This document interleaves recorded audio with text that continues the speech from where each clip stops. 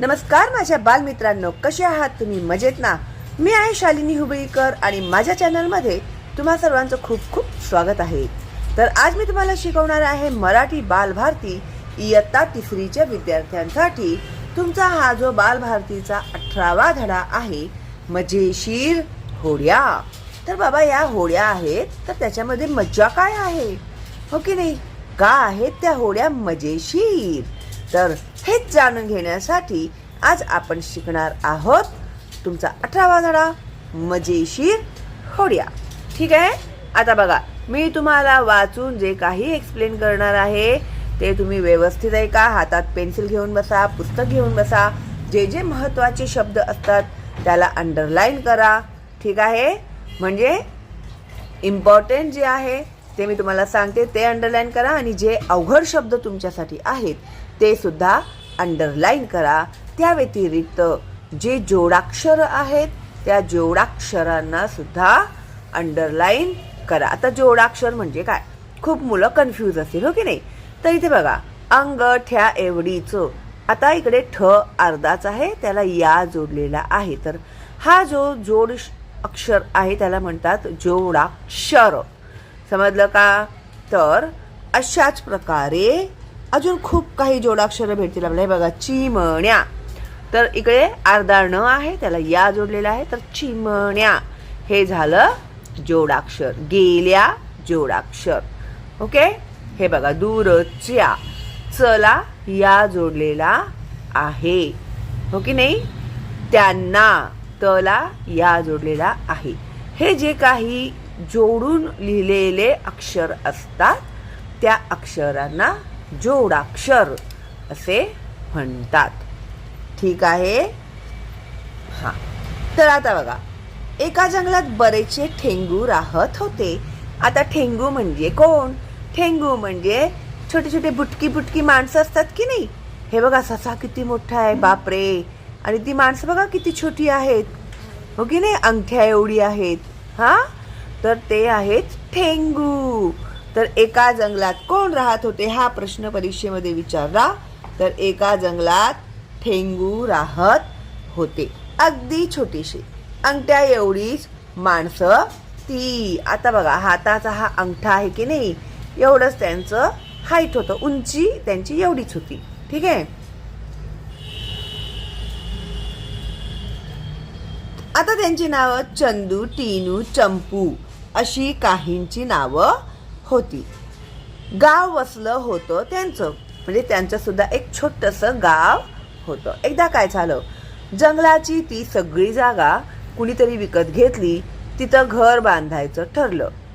आता ते जिकडे राहत होते ती जागा कुणीतरी विकत घेतली, आपल्यासारख्यात कुणीतरी माणसाने, आणि आता तो तिकडे घर बांधणार होता.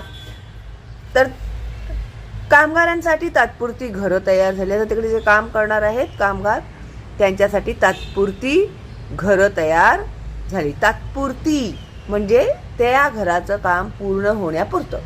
आता बिल्डिंगचं काम सुरू असतं ना, तर तिकडे बाजूला असं झोपड्या बांधून ते कामगार राहतात छोट्या छोट्या. तशाच प्रकारे कामगारांची राहण्याची व्यवस्था आधी केली. मग ते तिकडेच राहतात, मग कामाला येतात, मग घरी जातात, स्वयंपाक करतात, खातात, असं. मग एकदा काम झालं ना पूर्ण की मग त्या झोपड्यात तिकडनं काढून टाकतात. मग जिथे परत काम सुरू होतं की नाही, मग तिकडे ते लोक घरं बांधतात. ती कच्ची घरे असतात, ती टेम्पररी बांधलेली घरं असतात. तर त्याला म्हणतात तात्पुरती. ओके? परमनंट नसतात, ते कायमस्वरूपी नसतात. ठीक आहे?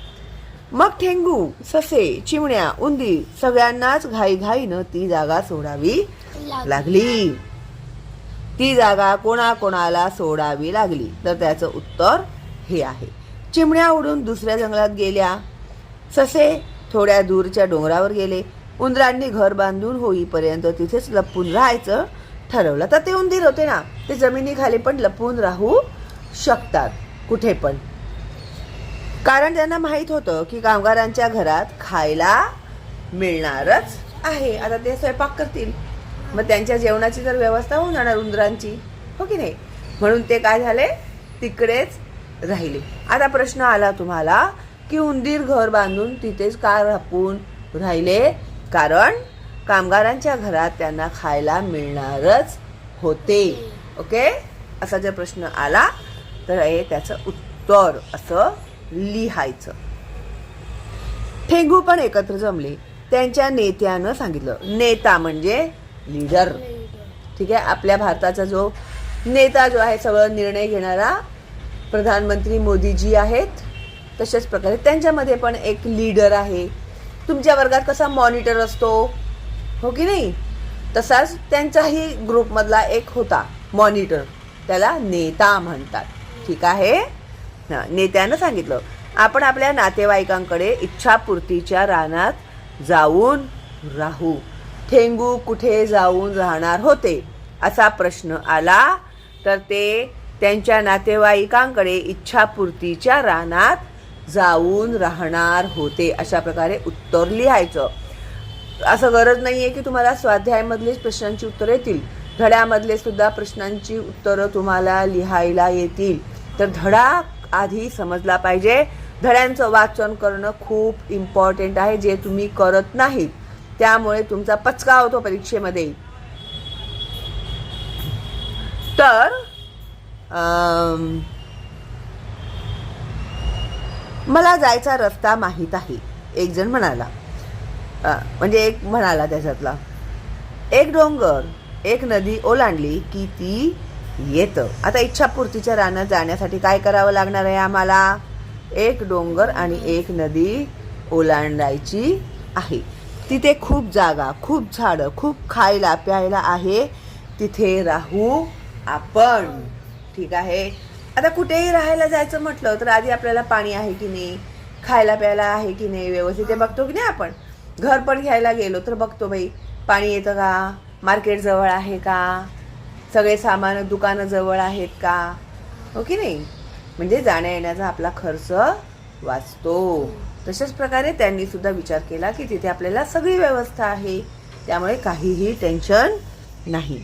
एका रात्री ते निघाले. रस्ता म्हटला तर जवळचा, पण ठेंगूंना लांबचाच की. आता इथून ते इथपर्यंत जायला ते बिचारे आहेत अंगठ्या एवढे. तू पटकन उडी मारून जाशील, हा, पण ते ठेंगू आहे एवढेच आहे. ते बिचारे आपले चालत चालत चालत चालत अशी चालत चालत चालत चालत चालत चालत ज्यांना त्यांना किती वेळ लागणार, हो की नाही. ठेंगू आहेत ना ते. तसा रस्ता तो जवळचाच आहे, पण ठेंगूंसाठी खूप लांब आहे. चालून चालून ते नदीकाठी आले. मग आली पंचायत. नदी ओलांडायची होती. आता काय करायचं? आता नदी ओलांडून जायचं होतं ना त्यांना इच्छापूर्तीच्या रानात. आता नदी आली तर ती कशी ओलांडणार? ते लोक पोहून तर जाऊ नाही शकत. ते आहेत एवढेशे, नदी एवढी मोठी कसं जाणार? त्यांना भेटला एक ससा. त्यांनी आपली अडचण सशाला सांगितली. ससा म्हणाला, इथे एक खूप चांगला दयाळू मुलगा आहे, बंडू नावाचा. तो त्या घरात राहतो. तो खूप हुशारही आहे. तो करेल मदत. मी एकदा सापळ्यात अडकलो होतो. म्हणजे कोणत्या तरी जाळ्यात तो अडकलेला होता. आता शिकारी लोक सापळे टाकून ठेवतात ना, तर तो त्याच्यात अडकलेला होता. तेव्हा त्यानंच मला बाहेर काढलं होतं. तुम्ही जाऊन त्याच्या त्या खिडकीवर टकटक करा. तो उठेल आणि करेल काहीतरी. तो खूप चांगला मुलगा आहे, मदत करणार आहे. एकदा त्याने सुद्धा माझी मदत केली होती. असं कोण म्हणाला? ससा म्हणाला. ठीक आहे. तुम्ही त्याला उठवा, इथे खिडकीवर जा, तो नक्कीच काहीतरी तुमच्यासाठी करेल. चांदणं पडलं होतं. आता रात्र होती ना, तर रात्री चांदणं पडतं. चांदणं पडलं होतं. सगळ्यांना ससानं दाखवलेली घराची खिडकी दिसली. खिडकीला गज होते. ठेंगूंनी सशाचे आभार मानले आणि ते त्या घराकडे निघाले. आता गज म्हणजे बघा, खिडक्यांवरती असे हे सळे लावलेले असतात ना लोखंडी, त्याला गज म्हणतात. हा, चोरबीर आतमध्ये येऊ नये म्हणून. तर खिडकीला गज होते. ठेंगूंनी सशाचे आभार मानले आणि ते त्या घराकडे निघाले. घराबाहेरच्या सायलीच्या वेलीवर वरून चढून खिडकीच्या पट्टीवर ते उभे राहिले. बिछाण्यावर गाढ झोपलेला बंडू त्यांना दिसला. आता बंडू हे ठेंगू बंडूच्या खिडकीवर कसे चढले, तर त्याचं हे उत्तर आहे, घराबाहेरच्या सायलीच्या वेलीवरून खिडकीच्या पट्टीवर ते उभे राहिले, म्हणजे पोहोचले. ठीक आहे. बिछाण्यावर गाढ झोपलेला बंडू त्यांना दिसला.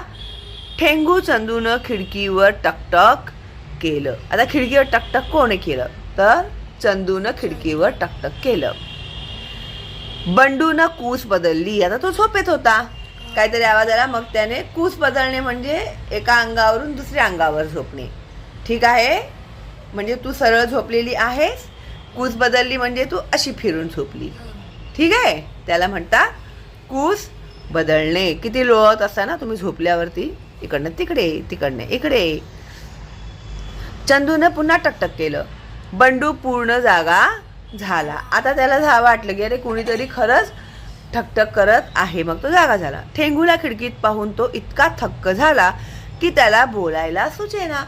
म्हणजे कल्पनाही आपण नाही करू शकत ना की एवढी छोटी कुणीतरी माणसं तुझ्यासमोर उभी झाली, तुला काय वाटेल, मग धक्काच असेल ना, एवढी छोटी माणसं असं. ठीक आहे. पण त्याला बोलायला त्याला बोला.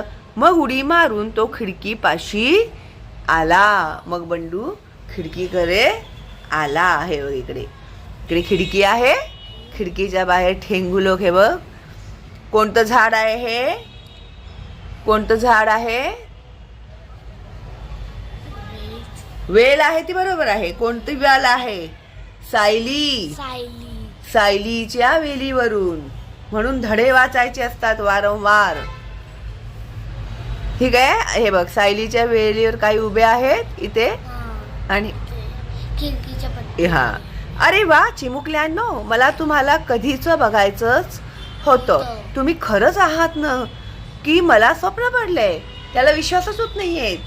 त्याने ऐकून होता तो की ठेंगू असतात, राहतात जंगलामध्ये वगैरे, पण ना खरंच ते असतील आणि त्याला पाहायला भेटेल असं त्याने कधी विचारच केला नव्हता. म्हणतो मी खरंच बघतोय की स्वप्नच आहे माझं, हे स्वप्नच बघतोय मी असं वाटतंय त्याला.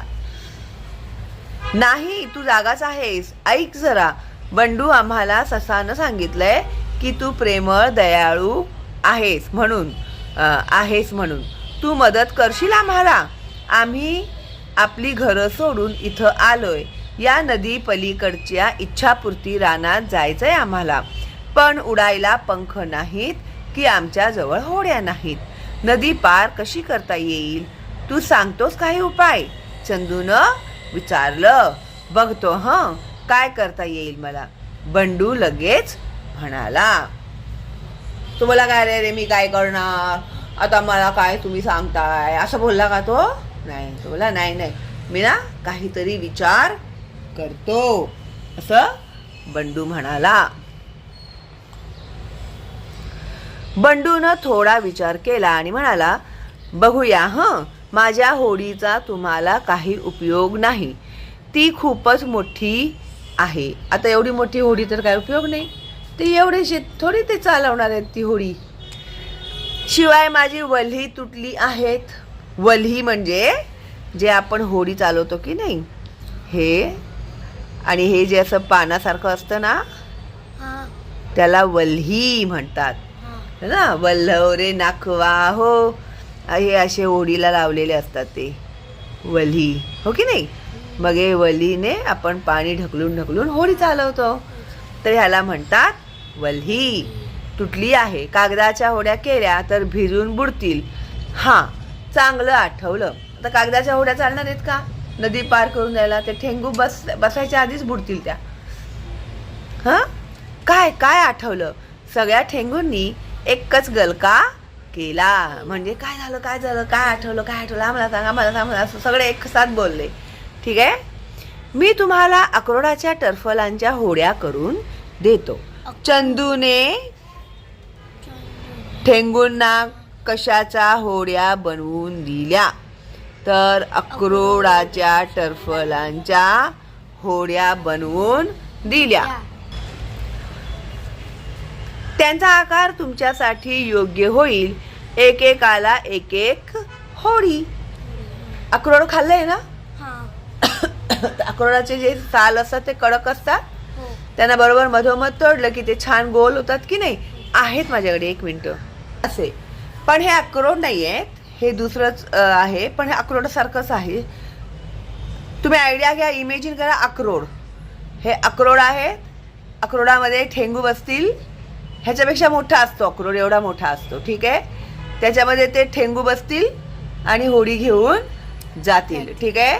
तर अशा प्रकारे ह्याचाच आपण काय करूया, होड्या बनवूया अक्रोडाच्या ह्याच्या, असं तो बोलला, ठीक आहे. मजबूत पण असतात ते. हां. त्यांचा आकार तुमच्यासाठी योग्य होईल. एकेकाला एक एक होडी त्या पाण्यात छान तरंगतात. त्यांना छोटी शिडं मी लावून देईन. शिडं म्हणजे हे जे असतं ना, शिड्या. काय? डायरेक्शन. अच्छा. हां. हे होडींना असतं की नाही असं. हां. ही होडी आहे, त्याला हे शिडं असतात. हां. हवेच्या दिशेने जिकडे जायचं तिकडे ते शिडं चेंज करतात ते, मग त्या डायरेक्शनला होडी जाते. समजलं? मी गेली होती. हा, तर असं म्हणजे वाऱ्यानं त्या पलीकडे नीट पोहोचतील, ठीक आहे. बंडू खाली धावला. सगळे मिळून 11 ठेंगू होते. सगळे मिळून किती ठेंगू होते? तर सगळे मिळून 11 ठेंगू होते. त्यानं स्वयंपाकघरातून 6 मोठे अक्रोड आणले. मग ते नीट मधोमध फोडले. आतील भाग ठेंगूंना खायला दिला आणि स्वतः होड्या बनवू लागला. अक्रोड असते ना आतमध्ये, त्यांना दिलं त्याने खायला. घ्या, झाल्या होड्या. 12 होड्या झाल्या. आता त्यांच्या डोलकाठ्या आणि शिडं बनवतो. एका डबी वापरून झालेल्या काड्या पेटीतल्या काड्या गोळा करून ठेवल्या होत्या. काय काय लोक जे वापरून झालेले माचीसची जी कांडी असते की नाही, ते कांडी पण सांभाळून ठेवतात. तर त्याने ती ठेवलेली होती, ठीक आहे. म्हणजे आग काडीला कुठे गेलं ते, ठेवल्या त्या काढल्या. कागदाची शिडं करून ती काड्यांना टाचणीनं टोचली. टाचणी माहितीये ना, त्याच्यानं टोचली. गोंदानं शिडं डोळ काठीला म्हणजेच आग काडीला घट्ट चिटकवली, ठीक आहे. अशी ही आग काडी. इकडे त्याने ते कागद जे आहे ते चिटकवलं, ठीक आहे. होडी तयार झाली. ठेंगू थक्क होऊन आपल्या होड्या बनताना बघत होते. ठेंगू थक्क होऊन काय बघत होते? तर ठेंगू थक्क होऊन आपल्या होड्या बनताना बघत होते. बंडूनं बघता बघता किती छान होड्या बनवल्या होत्या. त्याही 1-2 नव्हे, चांगल्या 12. हुशारच होता तो. होडी कशी बनवायची ते कळल्यावर ठेंगूंनीही मदत केलीच म्हणा. 1-2 बघितलं त्यांनी कसा करतोय तो, मग छोटी छोटी मदत ते लोक करू लागले त्याला. पण तेवढ्या चंपूच्या हातांना गोंद लागला आणि त्याला जो सोडवायला म्हणून गेला तो त्याला चिकटला. गोंद म्हणजे गम. तुम्ही कसं फेविकॉल वगैरे वापरता की नाही ते. आता सगळे चिटकले त्याला. हे एक नवच लचांड निर्माण झालं. बंडूनं अखेर पाण्यानं धुवून कागदानं पुसून त्यांना सोडवलं म्हणून बरं. मग बंडू त्यांना म्हणाला, होड्या झाल्या आहेत 12 नि तुम्ही आहात 11च. पण मी ही 12वी होडी एका होडीला बांधतो. तुमचं जास्तीचं सामान तुम्हाला तिच्यातून नेता येईल. आता ते ठेंगू लोकांचे सामान किती छोटे छोटे छोटे असतील, तर एक अक्रोड जे आहे 12व, त्याच्यामध्ये तुमचं सामान तुम्ही ठेवा. एका ओढीला मी ते बांधून टाकतो, म्हणजे तुमचं सामानही तुमच्या बरोबर येईल. हे बघा इथे आहे ना ठेंगू. हे जे आहे माचीसची काडी. हे कागदाने त्याने शीड बनवली आणि मग त्याच्यामध्ये बसून ठेंगू नदी पार करू लागले. थोड्याच वेळात सगळे नदीकाठी जमले. बंडूनं स्वतःच साऱ्या होड्या एका मोठ्या टोपलीत घालून नदी काठी नेल्या. एकेका ठेंगूला एकेका होडीत बसून त्या सावकाश पाण्यात सोडल्या. अगदी अगदी डौलात पाण्यातून जात होत्या त्या. ठेंगू खुश झाले होते. चांदण्याच्या प्रकाशात त्या 12 होड्यांचा ताफा नदीतून जाताना मस्त दिसत होता. ताफा म्हणजे खूप सारे, ठीक आहे, त्याला ताफा म्हणतात. 11व्या होडीला बांधलेली 12वी सामानाची होडी देखील छान चालली होती.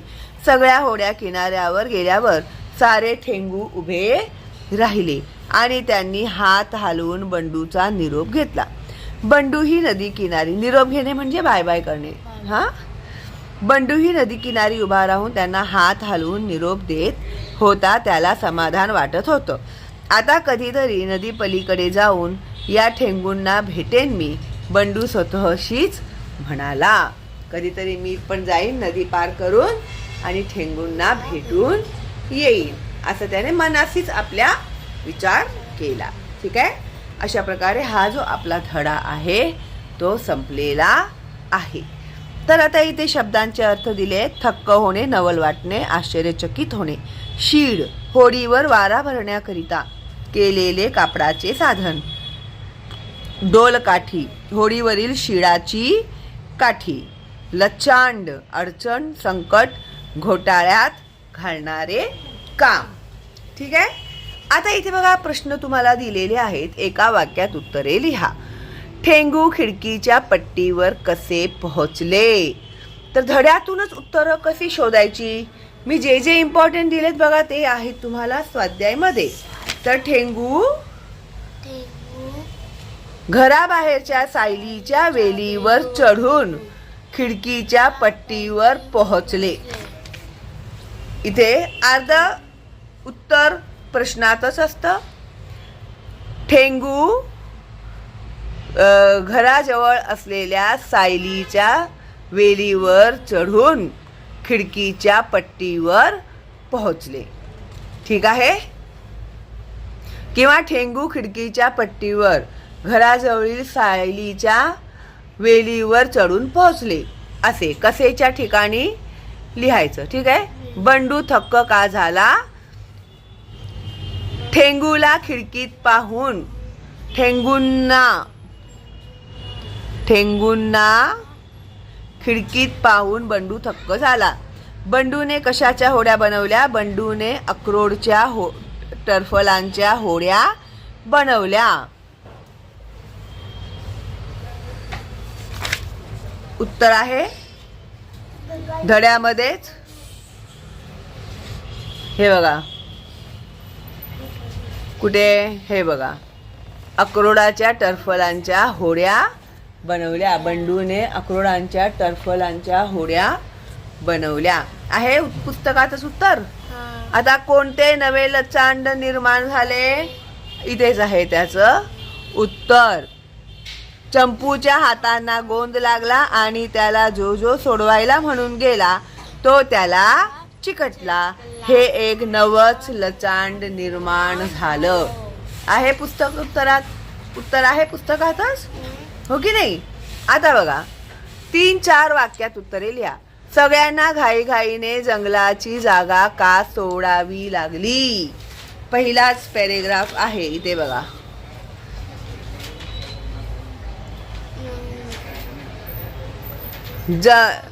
जंगलाची ती सगळी जागा कुणीतरी विकत घेतली. तिथं घर बांधायचं ठरलं म्हणून सगळ्यांना जंगलाची जागा सोडावी लागली. वाक्य बांधून तुम्ही लिहायचं. ठीक आहे, आता दुसरा प्रश्न.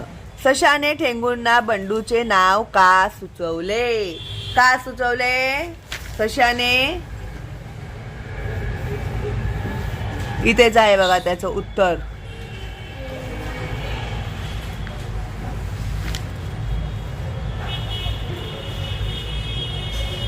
इथे त्यांना ससा भेटला तर बंडू आपला ससा म्हणाला, इथे एक खूप चांगला दयाळू मुलगा आहे बंडू नावाचा.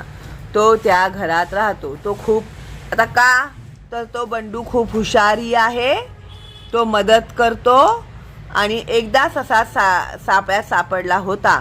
त्यावेळी बंडूने त्याला बाहेर काढलं होतं.